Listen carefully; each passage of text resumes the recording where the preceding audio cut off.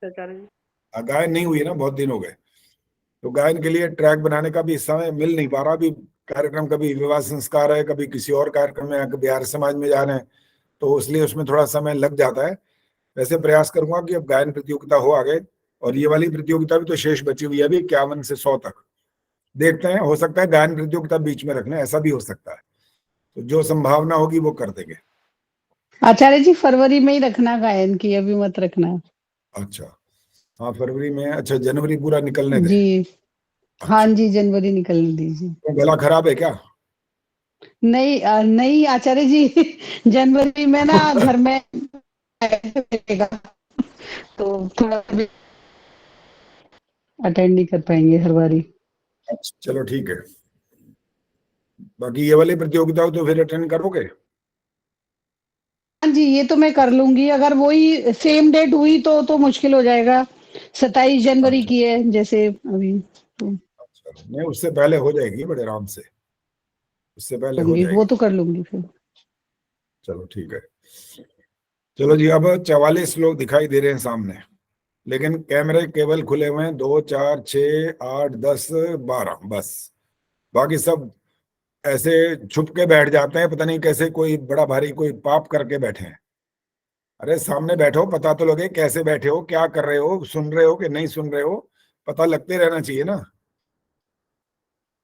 और जिन्होंने, इसमें भी फेल कर देंगे फिर आप हमें।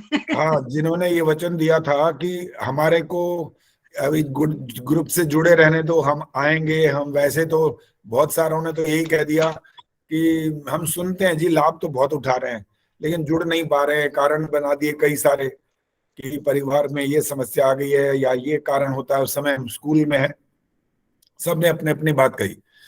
तो उस दृष्टि से जिसने तो बिल्कुल बात ही नहीं की इस बारे में, तो उनका नाम तो हटा दिया गया है।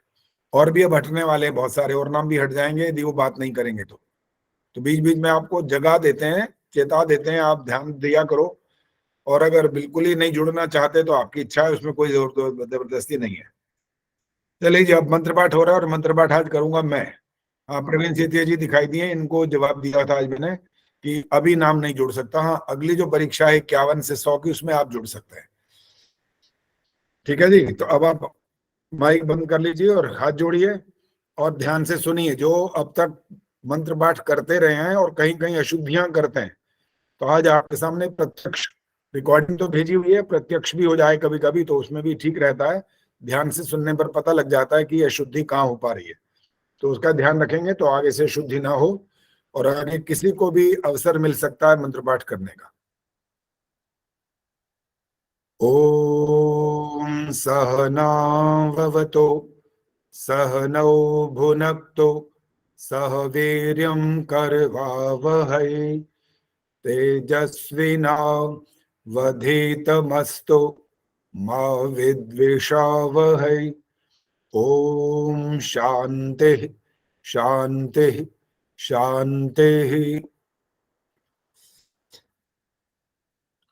आदर्श बताएंगे कैसा बोला है? आचार्य जी बहुत बढ़िया बोला। मैं तो सबके लिए बोल देता हूँ भाई कि आपने कैसा बोला, मेरे लिए तो कोई ना बोला, मैं कहा मैं खुद ही पूछ लूं फिर तो। आचार्य जी आप तो रोल बहुत मॉडल अच्छा, हैं। बहुत अच्छा। आचार्य जी आपके लिए बहुत कोई अच्छा। क्या शुद्ध और बहुत अच्छा। ये लो आचार्य आचार्य जी, जी को, धन्यवाद। आचार्य जी को भी बताने लगे हम लोग। अधिक आचार्य जी आप ठीक तो है जी, हमारे आगे गुरु सुनिए। हो।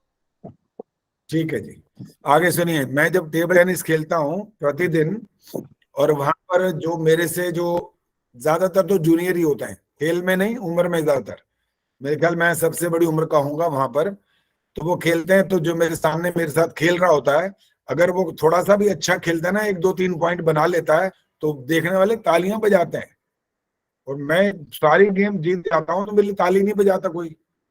मैं कहता हूँ यार तुम कैसे बन गए? हैं? आचार्य जी उनको क्योंकि पता है आज आप तो आप खेलते आचार्य ही जी अच्छा हमेशा ही बहुत अच्छा खेलते होंगे, कोच तो इसीलिए आपके लिए वो रोज नहीं तालियां नहीं नहीं बजाते होंगे। कोच हैं रोज आप, क्या, कोच हैं कभी आप, कभी नहीं कोच हैं बजाते। आप हाँ कोच तो हैं आचार्य आप जी। नहीं परफेक्ट ना, आप तो देखते जो रह जाते परफेक्शन होंगे, के इस लिए उम्र बार में बार भी कोई आप ताली इतना थोड़ी अच्छा खेल लेते बजाएगा। हो। कोच को तो कौन फिर मैं तालियां कहता हूँ बजाएगा? मुझे पता है बेटा, नहीं बजाओगे, पता है मुझे, मैं कह देता हूँ मुझे पता है, मेरे लिए क्यों बजाओगे? कहने लगे जी आप तो सर रोज ही जीतते हो, आप हारते ही नहीं, बड़ी मुश्किल से एक जो आधी गेम। कभी हाँ कभी वही तो बात जीतता है है उसके आचार्य लिए जी, आप तो बजाते हैं रोज ना ही जीतते आचार्य जी। होंगे। जी जी बिल्कुल बिल्कुल। चलो जी अब बातचीत बंद करें, और सबसे पहला नंबर आ रहा है गायत्री गुप्ता जी। आ गई है तो आइए, नहीं तो और किसी का नाम आ रहा है आगे। अभी नहीं, पहले जी आइए, होने प्रश्न दीजिए पूछूं? पहले, और फिर समय बचेगा तो जितने मर्जी पूछना। सुषमा बजाज, गर्विता दुसेजा,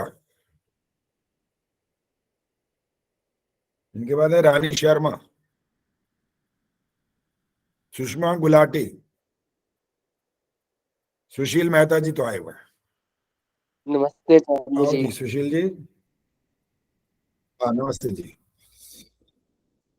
सुशील जी 10 प्रश्न होंगे, आचार्य जी, और इसमें आचार्य ध्यान ये रखना है कि, हाँ बोलो मेरे ना बोलो बोलो, क्या कह रहे हो? की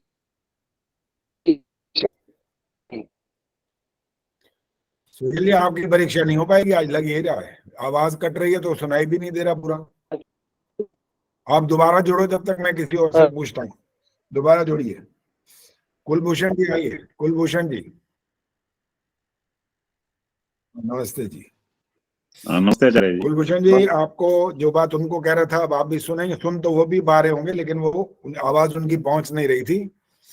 जो हम अंक देने की जो हमारी योजना होती है उसमें ये होता है कि जब संस्कृत की बात होती है, कहीं पर मंत्र भाग हो या सूक्ति हो या श्लोक हो, यदि ऐसा कोई प्रश्न आता है और उसमें आप अशुद्ध बोलते हैं तब वहां पर अंक कटते हैं। कभी आप मुझे लगता रिपीट है करते हैं बातों को तब अंक कट जाते हैं, भूल जाते हैं। हाँ जी, बीच में बोल कौन रहा है अभी? माइक बंद करें जी, बाकी कोई मत बोलिए अभी। और 3-4 बातों का आपको ध्यान रखकर ये उत्तर देने होते हैं। यदि आपके उत्तर ठीक भी हों और बीच में जो ये गलतियां हो रही हैं ये हो रही होंगी, तो कई बार आप मेरे को पूछते हैं आचार्य जी हमने उत्तर तो सारे ठीक दिए थे, तो हमारा जवाब पहले ही आपको बता दिया गया सबको कि आपकी ये जो बीच में छोटे छोटे दोष होते हैं उसके कारण अंक कट रहे होते हैं।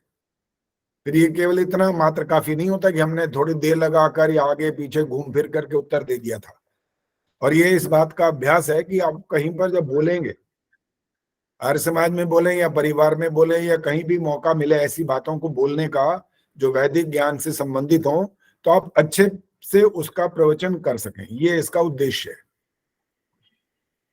चलो जी आपका पहला प्रश्न शुरू हो जाए जी। आचार्य जी मैं भी पहले प्रश्न से पहले एक बात बोलना हाँ चाहूंगा। बोलिए बोलिए। मैंने आदर्श की तैयारी तो करवाई थी, ठीक है। आदर्श से मैं बार बार ये रात को कभी भी जब भी टाइम मिलता था, आचार्य जी कि आप मुझसे प्रश्न पूछो मैं उत्तर देती हूँ। अभी इस प्रतियोगिता को 1 महीने से ज्यादा हो गया करते हुए, और आदर्श को मैं उसके बाद में मैंने कोई खास तैयारी नहीं की है। अच्छा अच्छा। तो अगर कोई सादा सा सिंपल प्रश्न होगा तो मैं अवश्य उत्तर देने की कोशिश करूंगा, बाकी आप तो नंबर देंगे जैसा भी होगा आचार्य जी। चलो आचार्य जी ठीक है। इन्होंने मेरी तैयारी करवाई है, अपनी नहीं करी।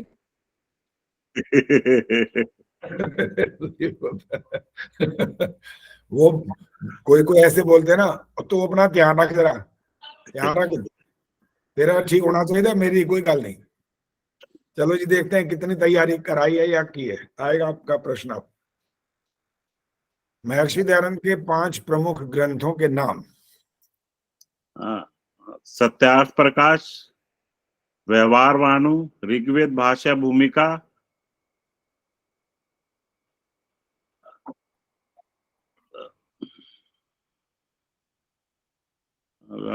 पुनः प्रवचन और गोकुल करुणादि। ठीक है। अगला प्रश्न है, वेदालोक शब्द का अर्थ क्या है? वेदों के अनुकूल व्यवहार करना वेदानुकूल कहलाता है। आपने प्रश्न सुना था ध्यान से? हाँ जी, वेदाकुल नहीं, वेदाकुल नहीं था, वेदालोक शब्द का क्या अर्थ है ये प्रश्न था। ज्ञान का प्रकाश, ज्ञान का दीपक। अगला प्रश्न, सच्चिदानंद स्वरूप का क्या अर्थ है? सत्य मीन सदा रहने वाला, चित्त मीन चेतन ज्ञानवान, और आनंद मीन आनंद स्वरूप सदा साथ में रहने वाला। हकीकत राय के माता पिता का नाम?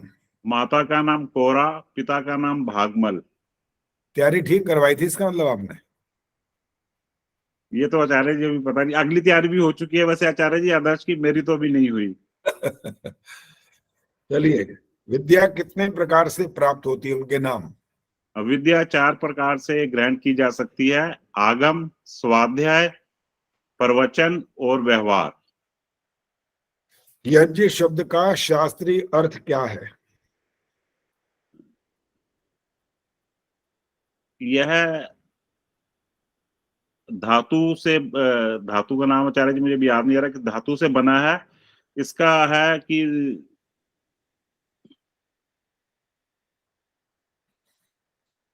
दान, संगतिकरण और ऐसे कुछ एक और है आचार्य जी, मुझे ध्यान नहीं आ रहा अभी। ठीक है जी। हमारे शरीर में कितने कोश हैं, उनके नाम? हमारे शरीर में 5 कोश हैं: प्राणमय कोश,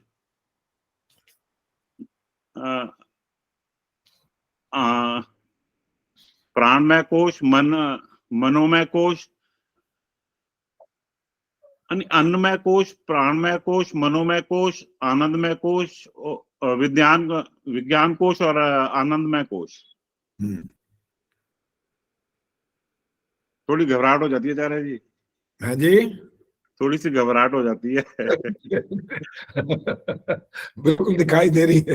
आचार्य जी मैंने लगता है जब से आपने प्रतियोगिताएं आरंभ की हैं, मैं पहली बार ही कोई प्रतियोगिता में भाग ले रहा हूँ। नहीं तो मैंने किसी लिखने वाली में तो मैंने भाग लिया, लेकिन ऐसे इसमें नहीं कभी लिया मैंने भाग। मौखिक परीक्षा बोलने वाली में? परीक्षा में, हाँ जी, नहीं कोई बात नहीं, अच्छा कर रहे हो, आज बहुत बढ़िया हो रहा है। नहीं। हाँ, चलिए अगला प्रश्न है, फांसी घर के दरवाजे पर बिस्मिल ने क्या शब्द कहे थे? मैं ब्रिटिश साम्राज्य का अंत चाहता हूँ, अब आप विनाश चाहता हूँ, ब्रिटिश अच्छा, साम्राज्य का विनाश चाहता हूँ। 2 प्रश्न रह गए बस आपके। अब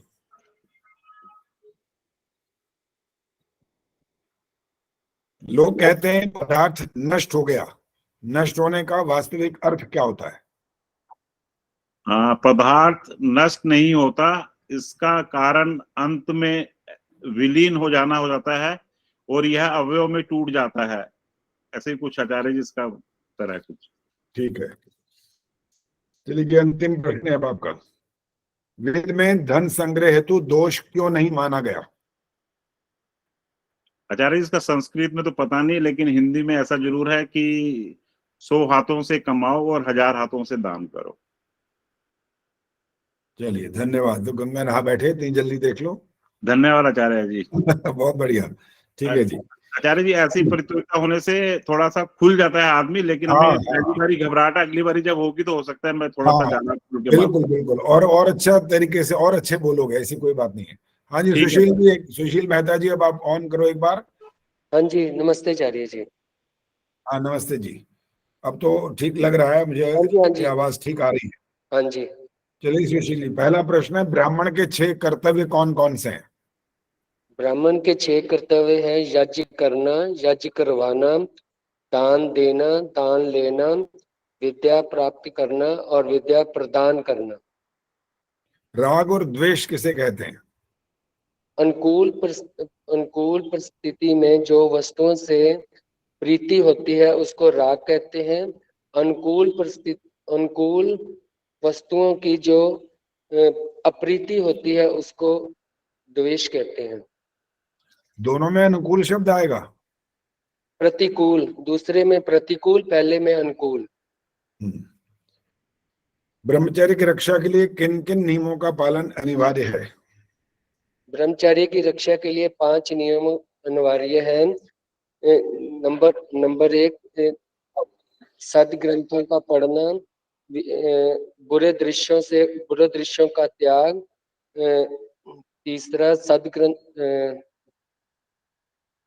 तीसरा भोजन पर संयम, चौथा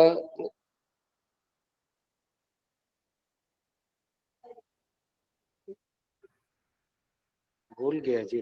भूल गए, कोई बात नहीं। चलिए अगला प्रश्न। ऋग्वेद में कितने मंडल और कितनी शाखाएं हैं? ऋग्वेद में 10 मंडल और 21 शाखाएं हैं। शास्त्रों में मनुष्य के 3 दोष कौन कौन से गिनाए गए हैं? 3 दोष हैं, मल, विक्षेप, आवरण। संध्या में भू भुवः स्वः का क्या अर्थ है? भू प्राण स्वरूप, भुवः दुख विनाशक, स्वः आनंद प्रदाता। क्या आत्मा और ब्रह्म एक ही है? किसी उदाहरण से स्पष्ट करो। आत्मा और ब्रह्म एक नहीं है। जैसे आंख में काजल और आंख और काजल ये दोनों भिन्न वस्तुएं हैं। आंख में लगा हुआ काजल जो आंख हमारी स्वयं नहीं देख सकती, इसको देखने के लिए हमें दर्पण की आवश्यकता होती है। और ऐसे ही आत्मा और परमात्मा दोनों जो है अलग अलग है, इनको देखने के लिए हमें आत्मा को देखने के लिए हमें ज्ञान चक्षु की आवश्यकता पड़ती है।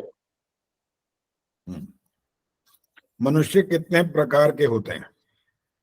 मनुष्य 3 प्रकार के होते हैं। नंबर 1 पामर, जो अविद्या की उपासना करते हैं।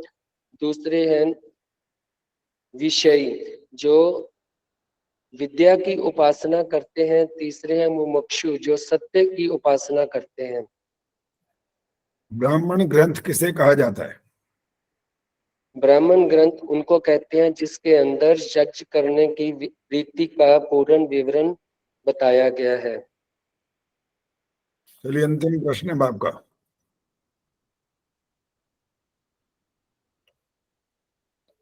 हुसैनी वाला में किन वीरों की समाधि है?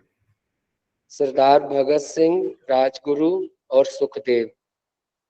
बहुत बढ़िया, धन्यवाद। धन्यवाद आचार्य जी। जी हाँ जी, विपिन प्रभा। नमस्ते आचार्य। हाँ नमस्ते जी। पहला प्रश्न, सर्वशक्तिमान का अर्थ क्या है? सर्वशक्तिमान का अर्थ है ईश्वर अपने स्वयं अपने शक्ति के अनुसार अपने सभी कार्य स्वयं करता है, किसी प्रकार की किसी से सहायता नहीं लेता।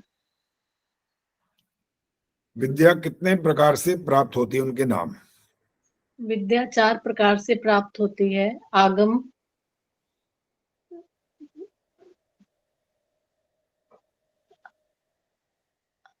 आगम, स्वाध्याय, व्यवहार और प्रवचन।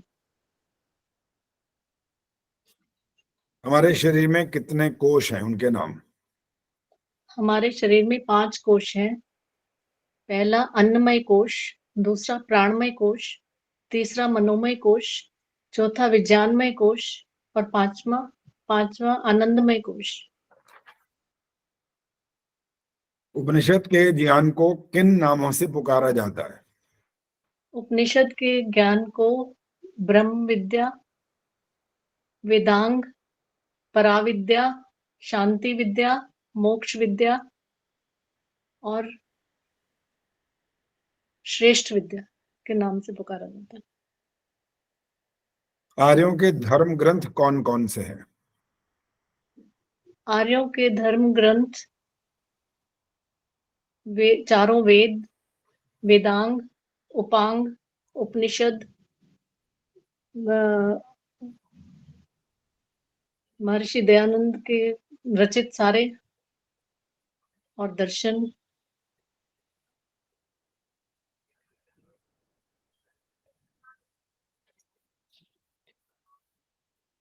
आरण्यक ग्रंथ किसे कहते हैं? जिसमें वानप्रस्थियों द्वारा किए जाने वाले यज्ञों तथा राजा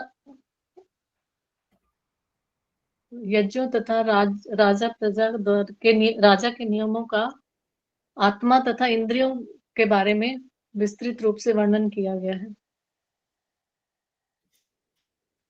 महर्षि दयानंद के 5 प्रमुख ग्रंथों के नाम? सत्यार्थ प्रकाश, संस्कार विधि, पंच महायज्ञ विधि, पूजा प्रवचन,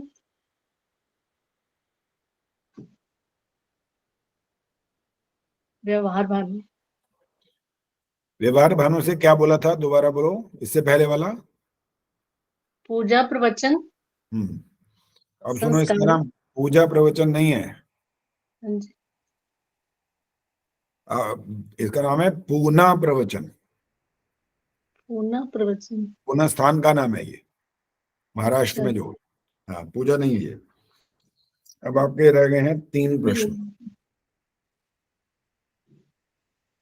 मारीच और सुबाहु द्वारा यज्ञ में विघ्न डालने पर श्री राम ने उनको क्या दंड दिया था? मारीच को श्री रामचंद्र जी ने वायव्य अस्त्र से दंड दिया, जिससे कि वह दूर जाकर गिरा, और सुबाहु को आग्नेयास्त्र से मारा, जिससे उसकी मृत्यु हो गई।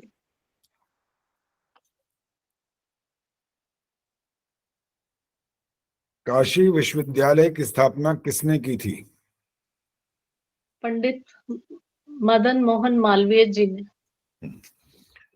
अंतिम प्रश्न है। अस्मिता और अभिनिवेश शब्द के क्या अर्थ हैं? अस्मिता का अर्थ है अभिमान या अहंकार, और अभिनिवेश का अर्थ है मृत्यु का भय। चलिए ठीक है, धन्यवाद। धन्यवाद आचार्य। हाँ जी, निशा भदौरिया।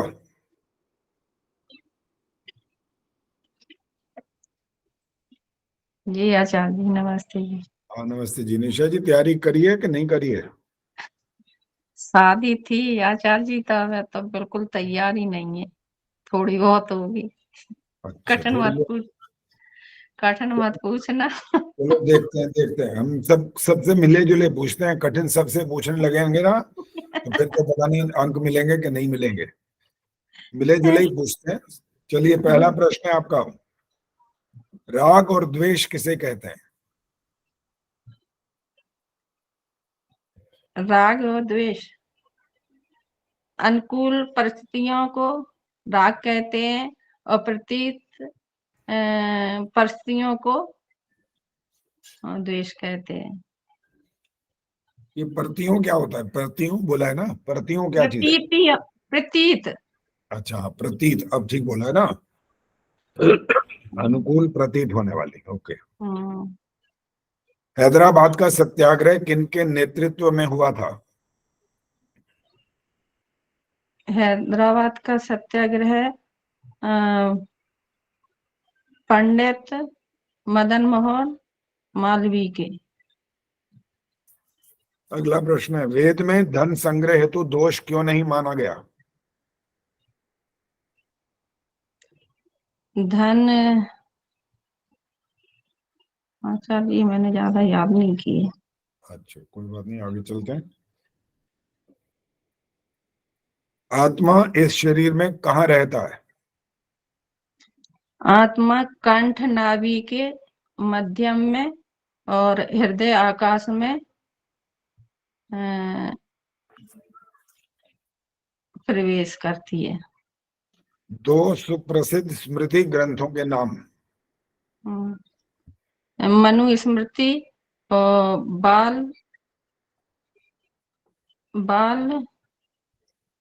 क्या, मनु स्मृति और बाल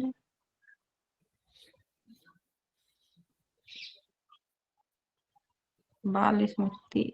चलिए अगला प्रश्न। बालक के स्मृति। ठीक है, आत्मा और शरीर के ये क्या हो गया, पहले उत्तर बोल दिया। अच्छा, मन के, अभी आगे चला जाएगा, ठीक है, पीछे चलते हैं। बाल गंगाधर तिलक ने जेल में रहते हुए एक पुस्तक लिखी थी, उसका नाम क्या था? गीता रहस्य। वैदिक धर्म से क्या अभिप्राय है? मैंने तो किताब वैदिक धर्म, वेद के वेदाकुल धर्म ग्रंथ और दोष भली भांति, पता नहीं आचार्य जी, मुझे याद नहीं किए। ठीक है, अगला प्रश्न है, सर्वशक्तिमान का अर्थ क्या है? जो परमात्मा अपने कार्यों में किसी की सहायता नहीं लेता वह, और अपने कार्यों में किंचित मात्र किसी की सहायता नहीं लेता, और अपनी शक्ति से स्वयं कार्य करता है। कौन सा स्मृति ग्रंथ सर्वोत्तम है और क्यों? स्मृति ग्रंथ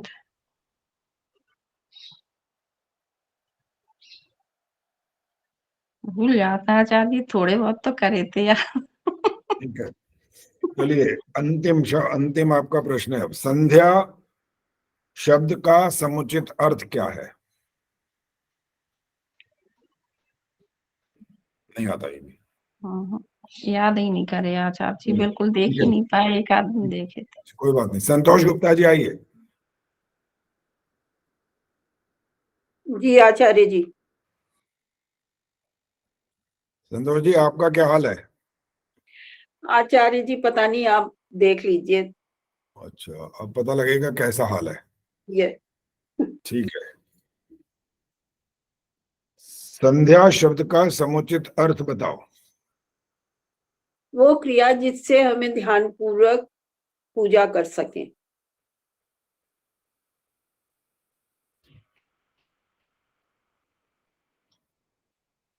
वेद के अर्थों का वास्तविक ज्ञान किससे होता है?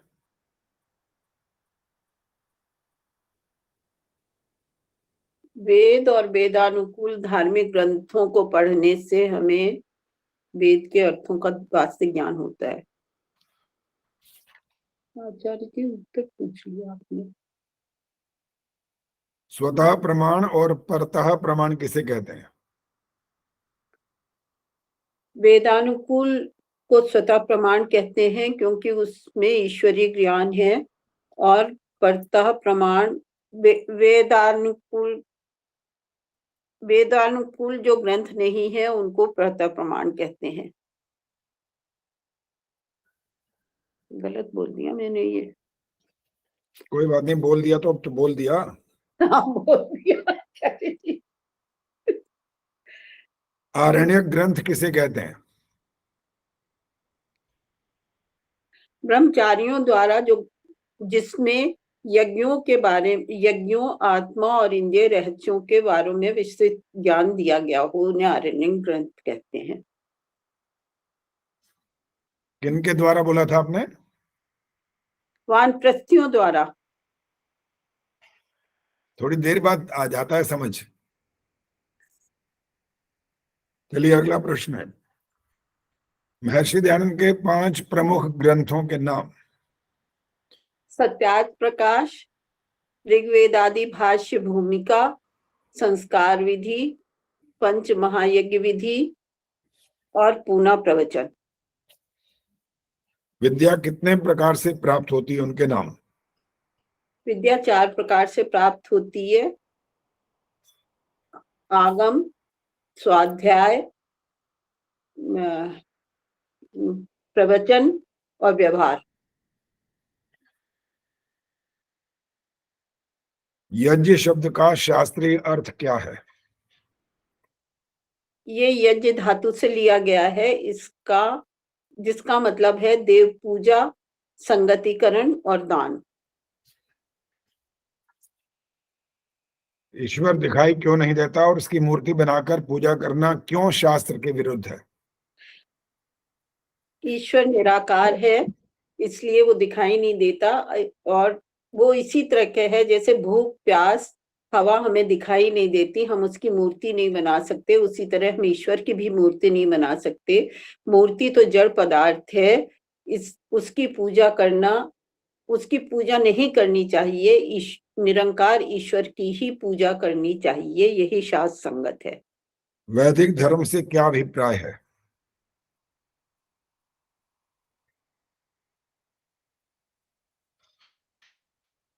नहीं याद, आचार्य जी भूल गई।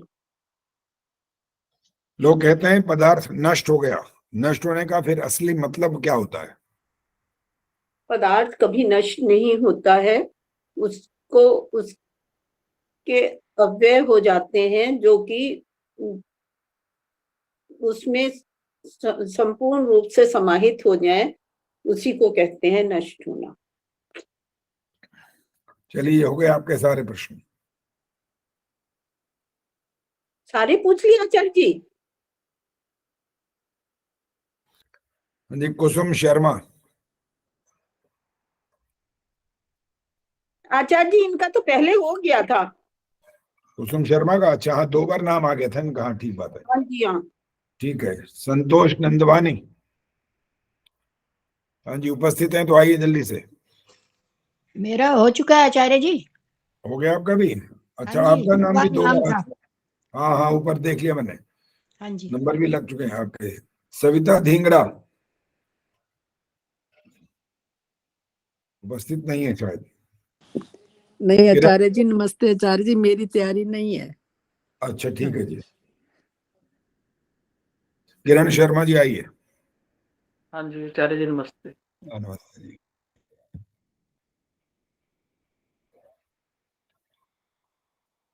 चलिए जी, आपका पहला प्रश्न है, गुरु विद्यानंद जी से स्वामी दयानंद जी ने कौन कौन से विषय का ज्ञान प्राप्त किया था?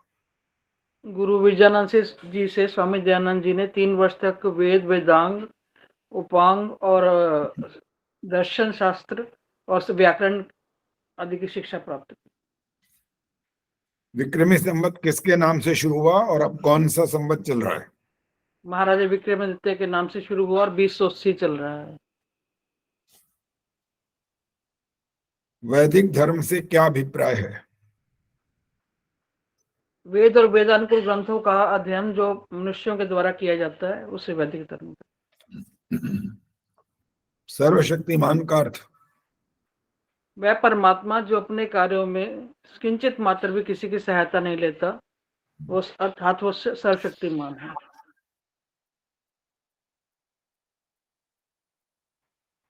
संध्या शब्द का समुचित अर्थ बताइए। ईश्वर सम्यक ध्यान को संध्या कहते हैं। ईश्वर का जिस क्रिया के द्वारा में ईश्वर का भलीभांति ध्यान किया जाए उस संध्या। मेरठ में स्वामी जी ने एक सभा की स्थापना की थी, उसका नाम और कार्य? मेरठ में स्वामी जी ने परोपकारिणी सभा की स्थापना की थी, जो कि अजमेर में है।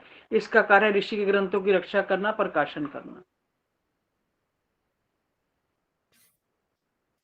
हकीकत राय के माता और पिता का नाम? माता का नाम कौरा और पिताजी का नाम भागमल। चारों वेदों के ब्राह्मण ग्रंथ कौन कौन से हैं? हाँ जी, ऋग्वेद, ऐत्रेय और यजुर्वेद, शतपथ, सामवेद, तांडेय और अथर्ववेद का गोपथ।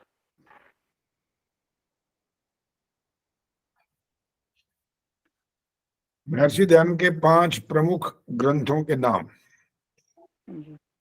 सत्यार्थ प्रकाश, ऋग्वेद भाष्य भूमिका, व्यवहार भानु, गो करुणानिधि, पंचमहायज्ञ विधि और पूर्णा प्रवचन। चलिए, अब अंतिम प्रश्न है आपका। मानव जीवन के निर्माण के 16 वैदिक संस्कार कौन कौन से हैं? पुंसवन संस्कार और स्मिंतोनयन संस्कार। सबसे पहले है गर्भाधान संस्कार, फिर पुंसवन, फिर स्मिंतोनयन और उसके बाद जातकर्म, फिर नामकरण और नामकरण के बाद निष्क्रमण संस्कार, निष्क्रमण, फिर अन्नप्रशान, कर्ण मुंडन संस्कार, कर्ण भेद संस्कार, वेदार उपनयन संस्कार और यज्ञोपवीत संस्कार, वेदारंभ और वेदारंभ के बाद समावर्तन संस्कार, फिर विवाह संस्कार और विवाह के बाद वानप्रस्थ संस्कार, संन्यास आश्रम संन्यास संस्कार और अंत्येष्टि संस्कार। उपनयन और यज्ञोपवीत अलग अलग होते हैं?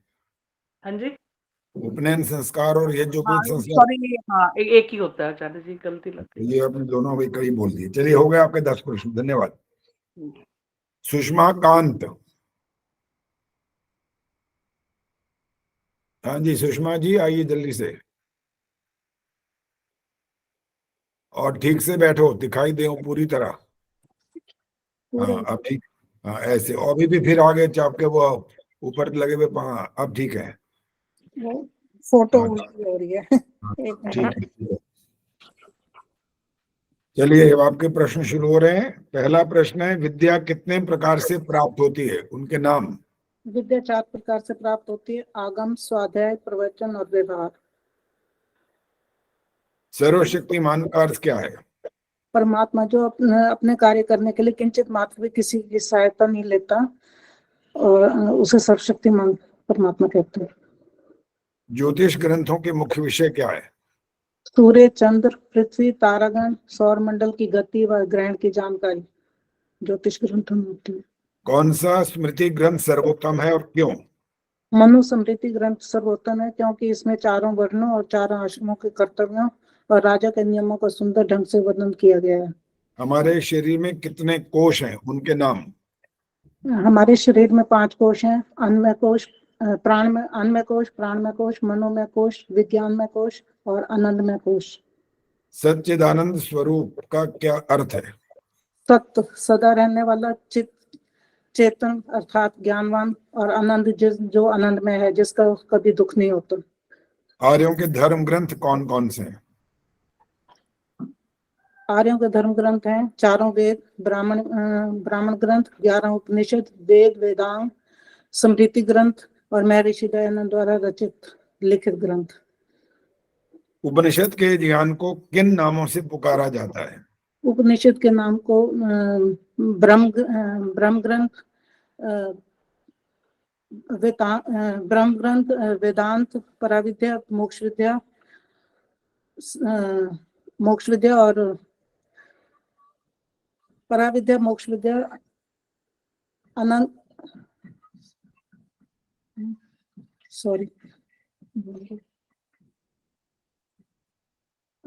आनंद विद्या, श्रेष्ठ विद्या।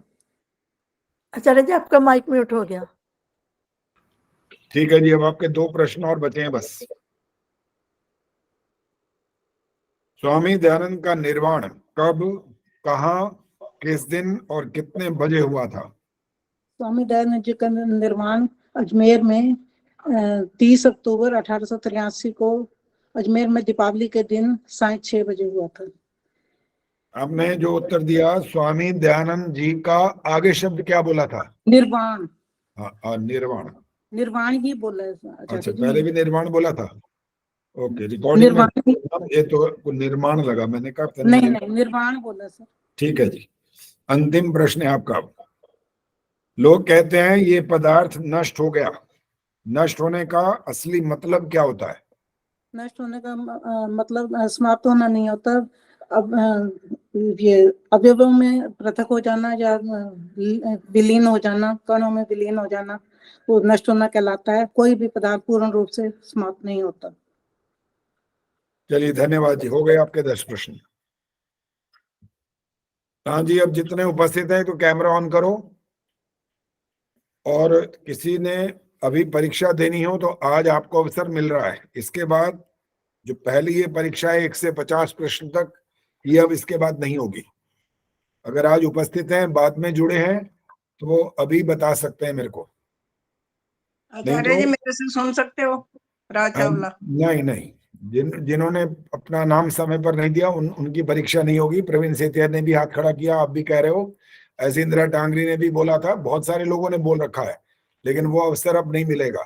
इसका तरीका यह है, जैसे सविता धिंगरा जी ने बोल दिया कि मैं परीक्षा नहीं दे सकती, संतोष जी ने बोला सोनीपत से मैं परीक्षा नहीं दे सकती, तो जो परीक्षा नहीं दे सकता उसमें हमें कोई आपत्ति नहीं है, लेकिन नाम आपको समय पर भेजना पड़ेगा। समय पर नहीं भेजेंगे, और जिन्होंने अब नाम दे रखे हैं और प्रवीण सेतिया जी का जो नाम है वो अगली परीक्षा के लिए वो आ चुका है, क्योंकि उन्होंने नाम अब बोल दिया कि मैं परीक्षा देना चाहती हूँ। तो उनको आगे वाले 51 से 100 प्रश्नों में कोई उनको आपत्ति नहीं आएगी, उनके लिए उनको उत्तर देने का अवसर मिल जाएगा। चले जी, अब सबसे पहले पद्मा चावला जी आइए, क्या पूछना था आपको, आइए। आचार्य जी, एक तो मुझे ये पूछना है कि बच्चों के लिए फिर से आप शुरू करेंगे? क्या चीज वो बोल देती है। जैसे कार्यक्रम? पहले हमारी ये होती है इससे हाँ, गूगल मीट हाँ। जैसे, उनकी भी शुरू करेंगे? ये नहीं, देखो जी, इसके शुरू करने का आधार आप लोग हैं असल में। अब कारण ये है कि वो 4-5 बच्चे जुड़ते हैं, तो मैं 4-5 बच्चों के लिए समय नहीं दे सकता। आप लोग तो यहाँ 50-56 तो इस समय दिखाई दे रहे हैं, 60-65-70 तक चले जाते हैं। कहाँ 5 बच्चे बैठे हो, कहाँ 60-70 लोग हो, तो 4-5 बच्चों के लिए समय निकालना कोई अच्छा नहीं लगता है मेरे को। देखो, जब हम कहीं भजनोपदेश के लिए जाते हैं, संस्कार कराने जाते हैं, अभी मैंने एक संस्कार कराया तो वहां पर तो इतने लोग बैठे थे, 100 के आसपास थे, और उन्हें माइक, मैंने उनको बोल दिया था पहले ही। वो कह रहे थे जिनकी शादी करवाई ना, उनके माँ बाप की शादी भी मैंने करवाई थी, अब उनके बेटे की शादी करवाई। अब तो उन्हें पहले ही कह दिया था कि बहुत लोग जुड़ेंगे हमारे इस कार्यक्रम को, आपको सुनना चाहते हैं। मैं कभी तरीका ये है कि इतने लोग बैठेंगे तो आवाज कैसे जाएगी सबके पास, तो माइक का इंतजाम करो। तो उन्हें ऑर्केस्ट्रा भी बुला रखा था, बहुत बड़े बड़े इतने जबरदस्त स्पीकर लगा रखे थे। तो बाद में जो अरेंज करने वाले थे उन्होंने कहा जी, इन्होंने पहले कहा था कि ये फेरों में माइक लगेगा, और बाद में उन्होंने मना कर दिया। मैंने कहा सुन लो फिर मेरी बात भी, इन्होंने माइक लगाने के लिए मना कर दिया, मैं फेरों के लिए मना कर रहा हूँ, फिर सुन लो। कहने लगे अच्छा आप फेरे नहीं कराओगे? मैं कहना, कहने लगे ये तो गड़बड़ हो जाएगी। मैं गड़बड़ हो, ये तो उनको पूछो किसने मना किया था ये और क्यों मना किया, उसका कारण बताएं वो। मैंने तो मना नहीं किया, मैं तो शुरू से ही कहता जा रहा हूँ कि माइक जरूर चाहिए। तो बाद में उन्होंने दोबारा सारी व्यवस्था की, वो माइक ऑर्केस्ट्रा वाले अलग लगे रहे, ये माइक और मंगवाए, स्पीकर मंगवाए, तब जाकर के कार्यक्रम हुआ। ये सुबह 8 बजे से मैं वहां था और शाम रात को 9 बजे जाके फ्री हुआ हूँ। सारा कार्यक्रम जितना भी था सब मैंने करवाया। गाना बांधते हैं ना जैसे मुकुट बांधते हैं, उसके बाद फिर सारा ये कार्यक्रम पूरा का पूरा फेरों तक का सारी जिम्मेदारी मेरी थी। और उन्हें तो यहाँ तक कह दिया था कि आचार्य जी आप सारा सामान आप ले आना, पैसे हम दे देंगे। मैं कहा वो कोई बात नहीं, आप पैसे दे देना, सामान की व्यवस्था मैं कर दूंगा। तो अच्छा आचार्य जी, इसके मेरा लिए तो प्रश्न तो ये है कि जैसे हमने सत्यार्थ प्रकाश में पढ़ा है कि इंसान अपने कर्मों के अनुसार स्थावर योनि में भी जाता है। जैसे तो स्थावर हाँ। योनि में कई बार तो जैसे अब गवर्नमेंट तो कितने पेड़ भी कटवा देती है उनको ऐसे, तो फिर क्या होता है उनका? वो तो पूरा तो उनका जीवन नहीं हुआ ना स्थावर योनि में, जड़ समेत ही उखाड़ देते हैं। बस तो हो गया, प्रश्न हो गया। छोटा सा प्रश्न क्या करो, उत्तर लंबा होता है कई ठीक बार। है। जो आदमी ठीक ठाक जा रहा होता है और कोई गोली से उड़ा देता है उसको, तब क्या होता है? उसके बाद क्या होता है? बोलो, जवाब दो। फिर से उसका जन्म होगा, पुनर्जन्म होगा उसका। तो जैसे यहाँ होता है वैसे वहां भी हो जाएगा, वैसे तो वहां भी हो फिर से जाएगा। उसको स्थावर योनि ही मिलेगी फिर से भी? ये तो गहना कर्मणो गति है, इसके बाद का कोई जवाब नहीं हमारे पास। ये हम नहीं जानते इसका कौन से कर्म का कैसा फल, कितनी योनियों में जाना पड़ेगा, एक पाप का फल। देखो एक उदाहरण देता हूं आपको, अच्छी तरह वाला पॉजिटिव जिसको बोलते हैं। आप एक आम की गुठली जब बो देते हैं तो आपको हजारों लाखों आम मिल जाते हैं। अब वो एक छोटा सा कर्म किया, लेकिन उसी समय तो फल नहीं मिला ना, कितने वर्ष लग जाते हैं और फिर आपको मिलते ही रहते हैं कितने वर्षों तक। ऐसे ही जो पाप रूप कर्म है उसके बारे में भी हम नहीं जान सकते, किसी भी तरह से नहीं जान सकते कि आप एक पाप करते हैं तो उसके बदले में आपको कितनी योनियों में ईश्वर भेजता है, नहीं जानते हम। केवल इतना समझ आ सकती है इंसान को ये वाली बात कि आप पुण्य और पाप में से जो चुनोगे उसका फल जरूर मिलेगा। कितना और कितनी बार कहां कहां भेजेगा ईश्वर, ये हम नहीं जान सकते। इसलिए इस प्रश्न का उत्तर साधारण इतना ही है कि कर्म आपके हाथ में है, कैसा करना है वो आप सोच लो, और जो फल होगा फिर वो ईश्वर की व्यवस्था में चला जाएगा, वो आपके हाथ में नहीं होगा। और बच्चों वाली बात जो आपने पूछी है, तो मैं पहले आप लोग मेहनत करो। क्या वो मेहनत ये करनी होगी कि आप बच्चों को पहले अपने पास उनका नाम रजिस्टर करो और वो बच्चे बाकायदा आपको शांत ये कह दें कि हाँ भाई हम इस कार्यक्रम में जुड़ेंगे। तो कम से कम 25 बच्चे होने चाहिए, बस आप मिलकर के अपनी पुरुषार्थ करो, तब जाकर के कोई लाभ होगा, नहीं तो 5 बच्चों के लिए मैं नहीं करूंगा शुरू। ठीक है आचार्य जी, प्रयत्न करते हैं इस चीज का, सब जितने लोग भी करो, जुड़ सकें। बात सब लोग प्रयत्न करो, जिसके चाहे वो हाँ जी। पोते पोतियां हो, आस पड़ोस के हो, रिश्तेदार हो, भाई कोई कहीं भी रहता हो। प्रेमन से जुड़ी है कि नहीं? और वो क्या उनका वो क्या वो हो कहाँ शरारती वो क्या नाम है? सरोज। हाँ सरोज है। देखो फट पता लग गया इनको किसकी बात हो रही है। सरोज है, ठाकरे जी हैं, ये लोग विदेश से भी तो जुड़ते हैं आखिर। तो आपके जो नोन हैं, जानकार हैं, उनसे बात करो कि ये कार्यक्रम ये वाला हम चाहते हैं। आप देखोगे बच्चे आपसे जब जुड़ेंगे इस कार्यक्रम से तो उनको क्या लाभ होगा। उनको एक तो ये सबसे बड़ा लाभ होगा, मंत्र कितने सीखेंगे हमें नहीं पता, क्योंकि वो बच्चे जब तक खूब अभ्यास नहीं करते तब तक उनको आता नहीं है। आप लोगों ने तो बचपन से सीखा, इसलिए चलता रहा, अशुद्ध चलता रहा। लेकिन जहां पर शुरुआत हुई इस कार्यक्रम की, तो आपने उसमें जो ठीक से आप सुन पाए और आपने उसको ठीक करने का प्रयास किया, वो ठीक भी हो गए। लेकिन बच्चों को मंत्र पाठ की बात ज्यादा नहीं होगी, तो कम से कम बाकी जो हमारे सिद्धांत हैं उनका समझना बहुत जरूरी है। नहीं तो वो तो कहीं ना कहीं फिसल जाएंगे, चले जाएंगे दूर। जो हमारे अपने वैदिक ज्ञान से अलग जो चीजें चल रही हैं वो वहां पहुंच जाएंगे। उनको वहां समझाने रोकने वाला कोई नहीं होगा, वहां उनके लिए बड़ी समस्या खड़ी हो जाएगी। हमारे बच्चे होंगे अच्छा आर्यन के और चले जाएंगे किसी और के पास, फिर क्या लाभ होगा बताइए। आचार्य जी, जो हमारे बच्चे होंगे, मान लो हम इकट्ठा करते हैं, उनको तो बिल्कुल बेसिक्स भी नहीं पता है कुछ भी, तो उनको तो शुरू से ही बिल्कुल करना पड़ेगा हर चीज के लिए वो ना। हमारी जिम्मेदारी है, वो अब चिंता ना करो ठीक है। कि उनको कहाँ से शुरुआत करेंगे। जैसे जो बिल्कुल बच्चा जब प्रारंभ करता है जीवन जिसका शुरू होता है, माँ बाप से थोड़ा थोड़ा घर में सीखता है, फिर वो जब विद्यालय पहुंचता है, नर्सरी से शुरुआत करता है, तो उसको वहां क्या सिखाना चाहिए, तो वो उस हिसाब से जब वो। और एक बात सुनो, ये 5 साल वाले मत इकट्ठे कर देना, 5 वर्ष वाले बच्चे नहीं चाहिए, आप कम से कम उनकी फिर आयु बता दीजिए कि कितने हाँ साल बता रहा तक हूँ, के वही हैं बता रहा बच्चे। हूँ, 10 और 10 से ऊपर, बस इससे नीचे नहीं होने चाहिए। क्योंकि हम इतनी सरल बात बताएंगे कि 5 साल वाला बच्चा जो भी तो पता नहीं क्या भाषा बोलता होगा, क्या कैसे करता होगा, वो समझ पाएगा कि नहीं समझ पाएगा। इसलिए 10 वर्ष का होना चाहिए कम से कम, बस फिर उनको हम समझा देंगे कि क्या उनको पता लगना चाहिए और क्या नहीं लगना चाहिए। चलो जी, और किसने क्या बात करनी है करिए, हाथ खड़ा करो और पूछो फटाफट। हाँ जी, रचना बोलो। आचार्य जी, जो ये नमस्ते, ये जो दूसरा नियम है ना, हाँ ईश्वर के, जिसमें बहुत सारे नाम आए हुए हैं, हाँ हाँ, तो उनमें आगे पीछे करके हम बोल सकते हैं उनको? नहीं बोल सकते, वो कंटिन्यूटी में ही बोलने हैं? बिल्कुल वैसे ही बोल रहे हैं। जी, धन्यवाद। हाँ मेरे जी, दो, अंजू बोलिए बोलिए।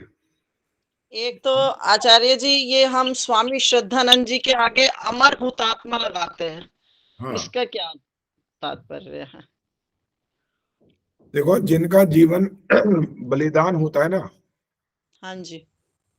एक होता है सामान्य जीवन चला जाता है, और जिस जिस स्थिति में गया, कितना बढ़िया वो काम कर रहे थे, हिंदुओं को वापस ला रहे थे, कौन कहाँ चला गया था, उनको समझ नहीं आ रही थी कि हमारे लिए क्या उचित है क्या अनुचित है। तो उन्होंने जिस तरह से जीवन का उनका बलिदान हुआ, इसलिए उनके नाम के साथ ये आ जाता है ये शब्द अमर हुतात्मा। तो ऐसे जिसने तो आहुति, हाँ ऐसे बोलो तो बोलो। उनका भी मतलब महर्षि दयानंद जी का भी तो उन्होंने वो किया था, तो उनके आगे तो नहीं लगता, इनके या और आगे मैं हो गया प्रश्न, इनके आगे महर्षि लगता है क्या? नहीं? बस यही फर्क है। अच्छा, ठीक है।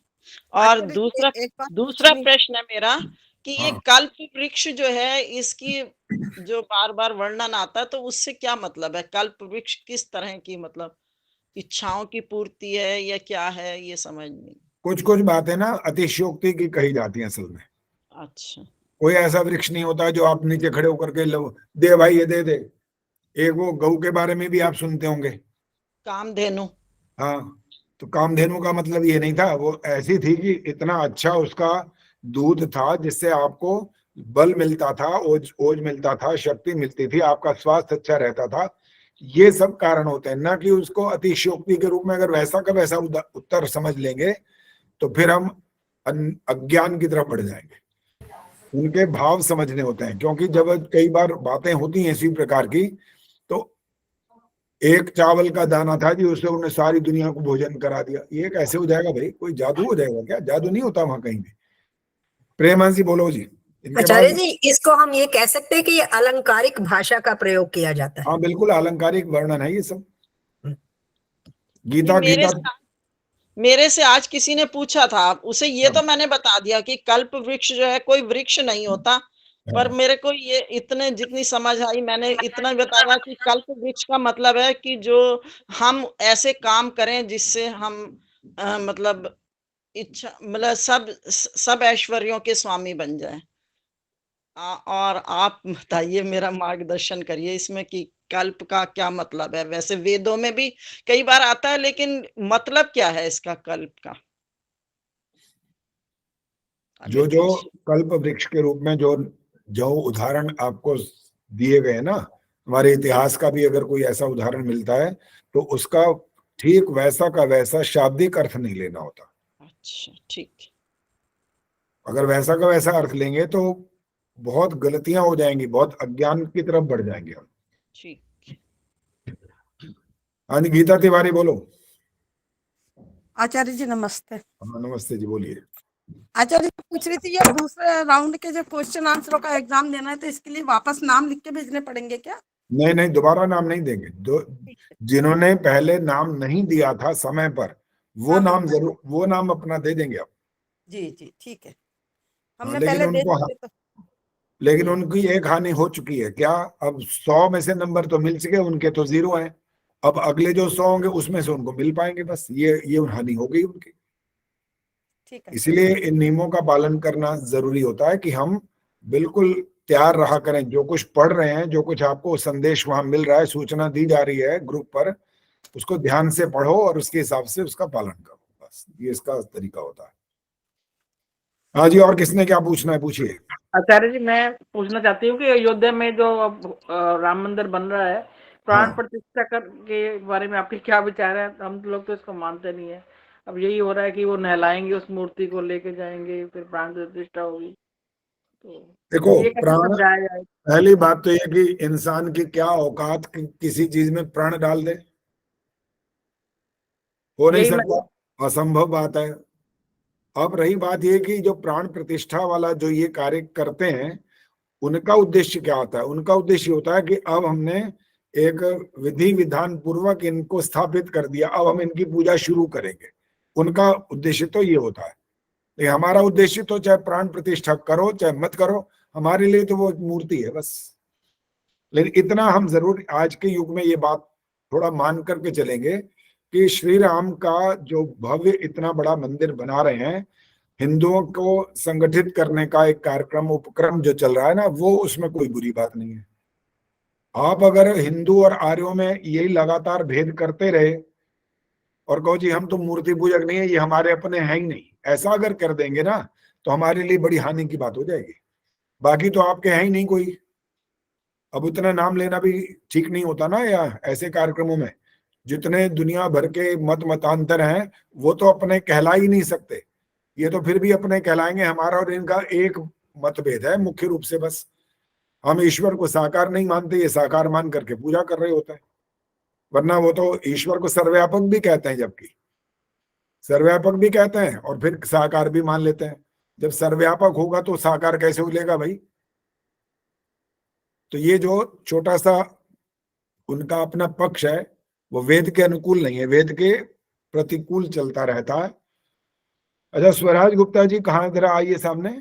आज सामने कुछ और दिखाई दे थे कोई? जी आचार्य जी। हाँ, कौन थे भी आपके इसमें? आपकी बेटी आई थी सामने? क्या कहा था?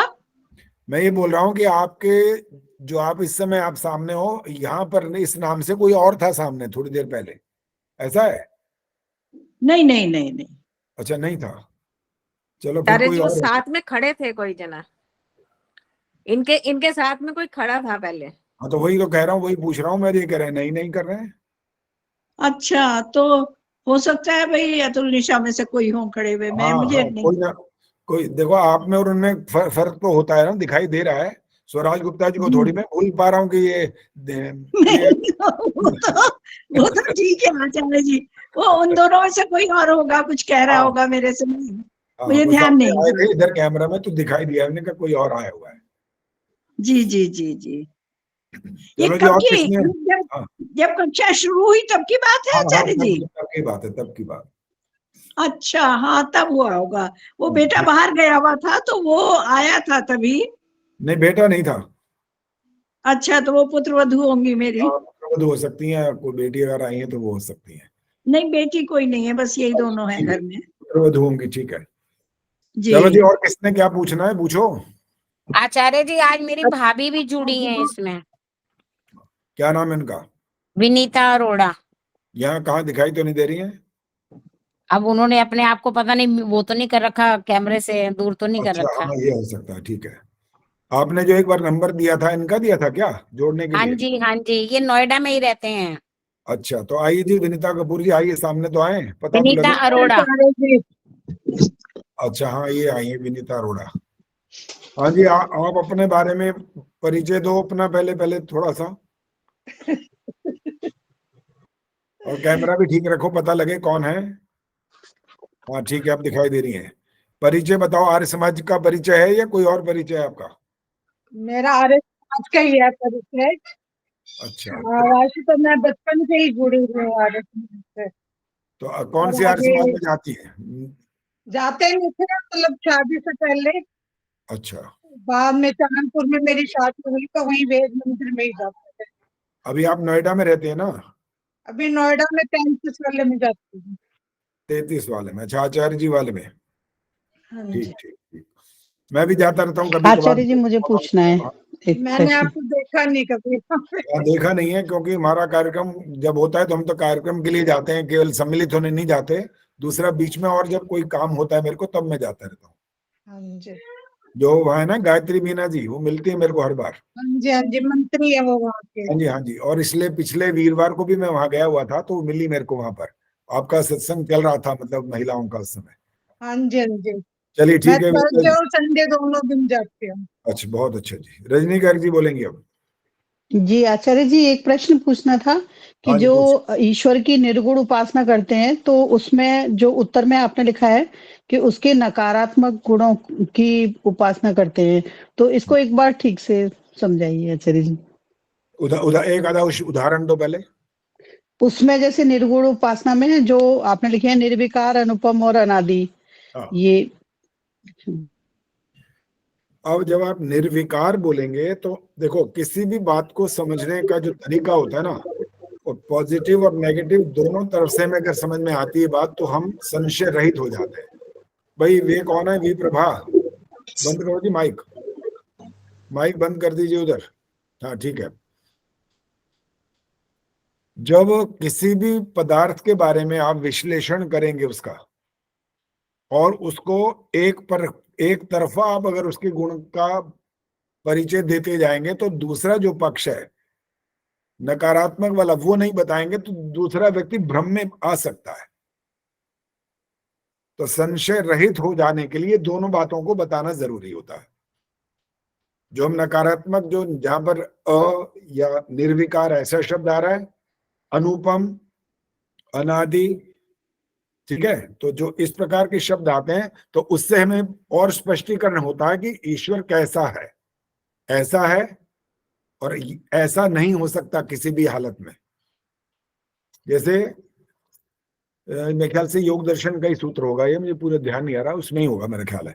क्लेश कर्म विपाक आशयर परामृष्टः जी है, पुरुषः ईश्वरः। कितना योग स्पष्ट दर्शन का किया। ही है आचार्य जी। हाँ, कितना स्पष्ट किया। क्लेश कर्म है जी, विपाक कर्मों के फल से जो सर्वथा परे है, मुक्त है और किसी बंधन में नहीं बनता, वो कैसा है? पुरुष विशेष, वो ईश्वर है। तो ये सारी बातों को दोनों को सामने करके उन्होंने जो बात शब्द लिखे हैं, उससे हमें एकदम स्पष्टीकरण हो जाता है कि हम बात किसकी कर रहे हैं। अब लोग भगवान राम बोलेंगे, भगवान कृष्ण बोलेंगे, और भगवान शब्द कहते ही उनके मन में तो यही आ गया, अरे ये ईश्वर का ही अवतार है, मतलब ईश्वर है ये कहेंगे। अच्छा चलो एक सेकंड के लिए मान लें ये ईश्वर है, तो ईश्वर के गुणों की तरफ हम जाएंगे। अब ईश्वर के ज्ञान का स्वरूप कैसा है, रजनी बताएंगे ईश्वर के ज्ञान का स्वरूप क्या है। अब एक उल्टा प्रश्न करता हूं, आत्मा के ज्ञान का स्वरूप क्या है?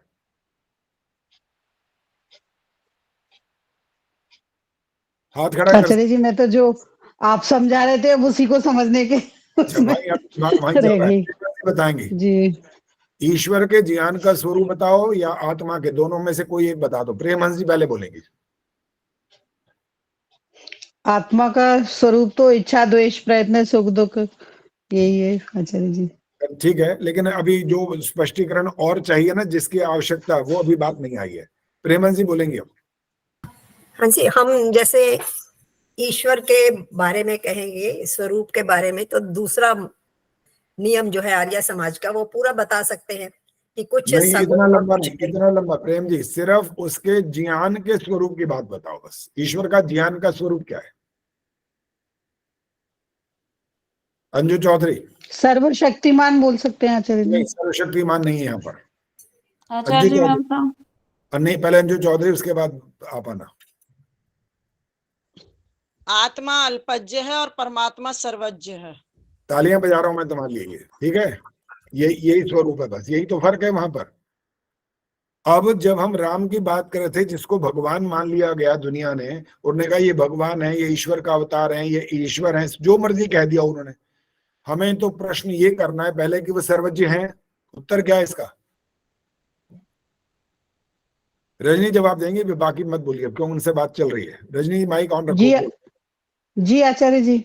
सर्वज्ञ हैं क्या वो अल्पज्ञ हैं आचार्य जी, क्योंकि वो एक देशी है, एक देशी है राम तो।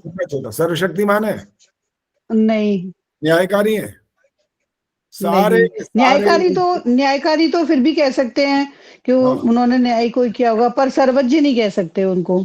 सर्वज्ञ भी, और जितने भी असल में वास्तविक जो जिन गुणों का अर्थ वही निकलता होगा ना, वो भी उनके अंदर वैसी योग्यता नहीं रह सकती, क्योंकि वो आत्मा है। एक आत्मा के स्वरूप की जब बात करेंगे, इच्छा द्वेष प्रयत्न सुख दुख ज्ञान, इस पर जब बात आ जाएगी ना, तो उसके ज्ञान की सीमा आ जाएगी छोटी सी बस। जी, लेकिन इसमें ये बात बोलना आवश्यक है क्या कि ईश्वर के नकारात्मक गुणों की उपासना करनी चाहिए? जो नकारात्मक शब्द है ना। हाँ। अच्छा, नकारात्मक शब्द पर आप अटके हुए असल में। जी जी, इसी पे अटकी हुई क्यों आ गया? अच्छा, ये है जब मैं उसको बार बार पढ़ रही हूँ ना आंसर को, तो इसी में अटक जा रही हूँ। जी तो ये अभी एक मिनट, वो हो सकता है शब्द ऐसा लिखा गया हो कि नकारात्मक शब्द आ गया हो, ये हो सकता है, क्योंकि जब लिखते हैं तो कई बार जल्दबाजी में भी लिखा जा सकता है, हो सकता है। हाँ, ये कारण जैसे आप तो मुझे इसी से कंफ्यूजन हो रहा था ना कि मतलब इसको नकारात्मक गुणों का मतलब क्या हम किसी को बताएंगे, तो फिर कैसे बताएंगे? आचार्य जी फिर आचार्य जी इसे सगुण उपासना और निर्गुण उपासना भी तो कह सकते हैं ना। वो ज्यादा अच्छा रहेगा, निर्गुण उपासना और सगुण उपासना, सकारात्मक और नकारात्मक से। बिल्कुल बिल्कुल, जी जी, बस। और नहीं, वो तो प्रश्न में ही है ना, वो तो प्रश्न में ही है ना, पर उसका जो व्याख्या थी ना कि सगुण और निर्गुण कैसे करना चाहिए, तो वो आचार्य जी ने स्पष्ट किया था ना, उसमें थोड़ा मुझे कंफ्यूजन था, इसलिए ना। चलो कोई बात नहीं, और इसे अच्छा शब्द अगर मान लो कोई मिल सका होगा तो वहां पर वो भी डाल सकें, कोई ऐसी बात नहीं है। बबली देसवाल आओ जी, बस ये अब जिसका नंबर मैं बोल रहा हूँ वो आएंगे। बबली देसवाल जी आइए। नमस्ते आचार्य जी। हाँ नमस्ते जी। आचार्य जी मैं कुछ बोलना है? हाँ जी, मैं पूछ रही थी कि जो परीक्षाएं हो चुकी, क्या कोई ऐसी परीक्षा है जो उनमें से हम दे पाए, जो पीछे हो चुकी? नहीं जी, वो परीक्षा आप नहीं दे सकते, वो वाली परीक्षाएं तो समाप्त हो गई। अब तो जो अब चलेंगी उस परीक्षा में ही आप लोग भाग ले सकते हैं, पहले वाली में से किसी परीक्षा में भाग नहीं ले सकते। आचार्य जी ये जो भगवान रामचंद्र जी बोलते हैं और भगवान श्री कृष्ण जी, तो भगवान लगा सकते हैं इनके साथ? भगवान लगा सकते हैं। हाँ जी, कुछ बताया है कि कुछ गुण होते हैं उनको भगवान को बोल सकते हैं, उन गुणों के जो मनुष्य में जो वो गुण होते हैं उनके साथ भगवान लगा सकते हैं, पर वो कौन से गुण है पता नहीं, 6-7 कोई गुण बताए हैं। 6 होते हैं वो, ऐश्वर्य धर्म, यश, कितने हो गए? 3। श्री, श्री कितने हो गए अब? 4। पांचवा होता है ज्ञान और अंतिम होता है वैराग्य। बीच में बोलना नहीं है जी। ये 6 होते हैं जिनके पास वो भगवान की उपाधि को प्राप्त कर लेते हैं। हाँ जी, हाँ जी, लेकिन ईश्वर ना कोई है, हाँ जी, ईश्वर नहीं। ना था, ना है, ना हो सकता है। हाँ जी, जन्म लेने वाला जब कह दिया अजन्मा, बस ये ईश्वर की विशेषता है। अजन्मा, जन्म हाँ जी। नहीं लेता, बल जन्म नहीं लेगा। क्यों? अगर जन्म ले लेगा तो उसकी सारी की सारी योग्यताएं समाप्त हो जाएंगी। हाँ जी, हाँ जी, मृत्यु भी हो जाएगी और सारी जितने सर्वशक्तिमत्ता आदि गुण थे, सर्वव्यापकता आदि सब, सृष्टिकर्ता सब समाप्त हो जाएंगे, बचेगा ही कुछ नहीं। हाँ जी। इसलिए बहुत ही सौभाग्यशाली हैं वो लोग जो आर्य समाज से जुड़े हुए हैं, जो वैदिक ज्ञान से जुड़े हुए हैं। उनका तो समझ लो, हालांकि ये बात कहना उचित तो नहीं है कि भाई ये उनका आखिरी जन्म होगा क्योंकि इतने बड़े ज्ञान से वो जुड़ गए, या ये उचित नहीं है कहना।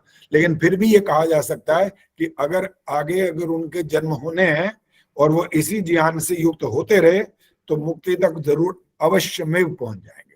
आचार्य जी, स्वामी जी जब भी प्रवचन करते हैं तो वो बोलते हैं कि मेरे को तो मोक्ष में जाना है, जिसको चलना है मेरे साथ आओ। तो मैंने कहा स्वामी जी हमें भी चलना है। तो जैसे हम डाइनिंग टेबल पे बैठे थे तो मैंने स्वामी जी से पूछा कि स्वामी जी आप तो इतना आगे चले गए, अब आपको तो पता होगा कितने जन्म लेने हैं। तो स्वामी जी ने बताया कि मेरे को 1 जन्म और लेना है अभी। हो सकता है, कोई बड़ी बात तो नहीं है, हो भी सकता है। हाँ जी, हो भी सकता है। देखो, जो समाधि की अवस्था तक पहुंच जाते हैं ना, हाँ उनका ज्ञान बहुत ऊंचा ज्ञान हो जाता है।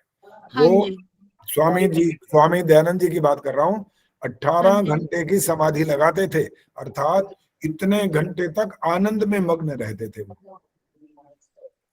और फिर एक बात और भी है, मोक्ष के लिए सारे जो हमारे पाप और पुण्य सब हैं वो पूरे के पूरे समाप्त नहीं हो सकते हैं। हमारे पाप उसमें फिर भी बचे रहते हैं, तभी तो अगला जन्म मिलता है फिर मुक्ति के बाद। हाँ जी, ये बात से कर्म का फल समाप्त नहीं होता।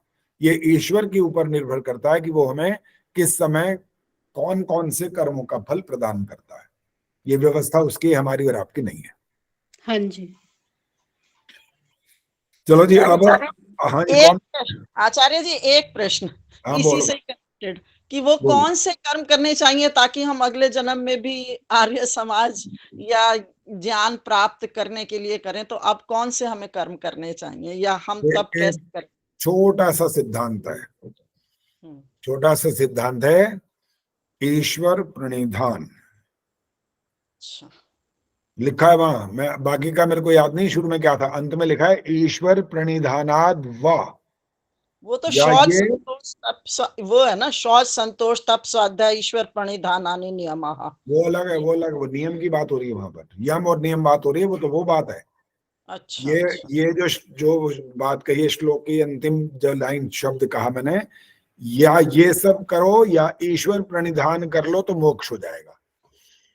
और ईश्वर प्रणिधान करना आसान खेल नहीं है। हर समय तो मन ये कर रहा होता है, ऐसा हो जाए, ऐसा हो जाए, वैसा हो जाए, मेरे को ये मिल जाए, मेरे को वो हो जाए, कोई मेरे को यूं ना कहे।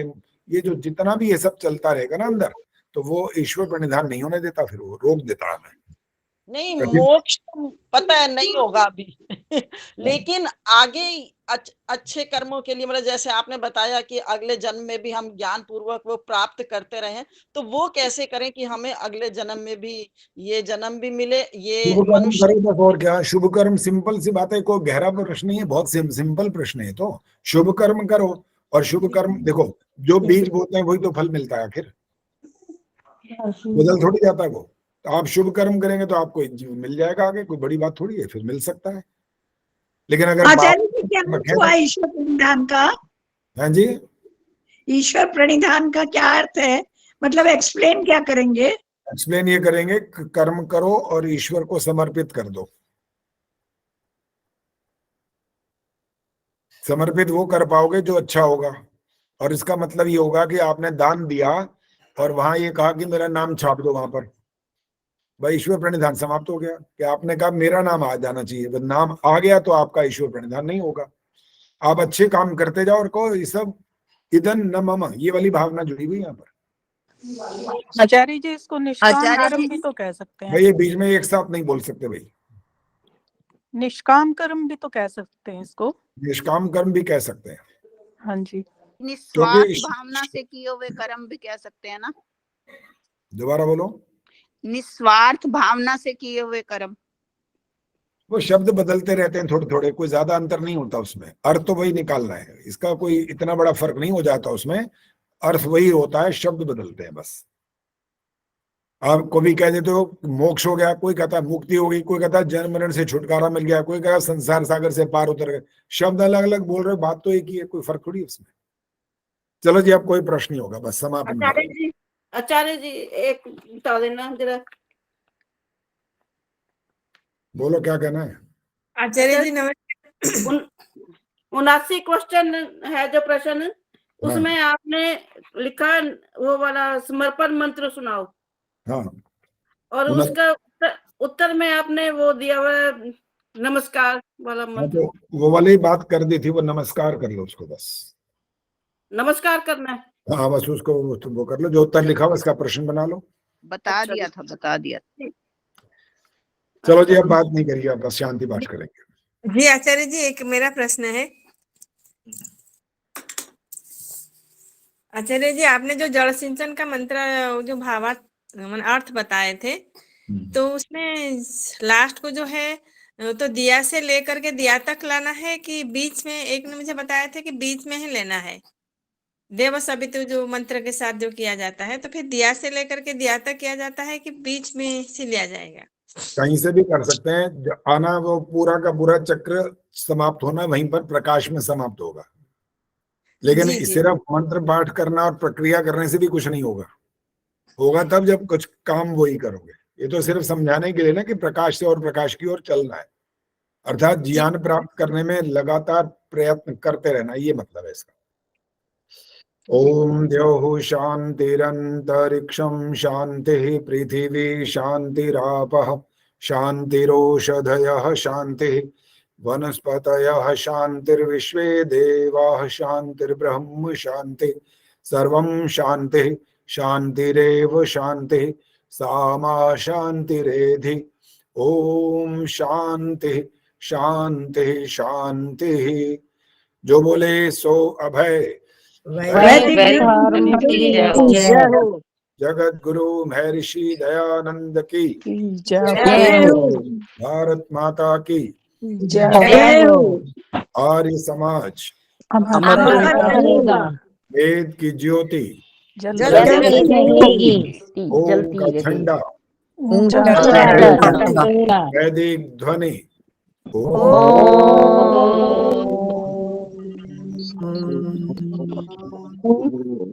सबको सादर नमस्ते। नमस्ते जी। नमस्ते। सभी को सादर नमस्ते।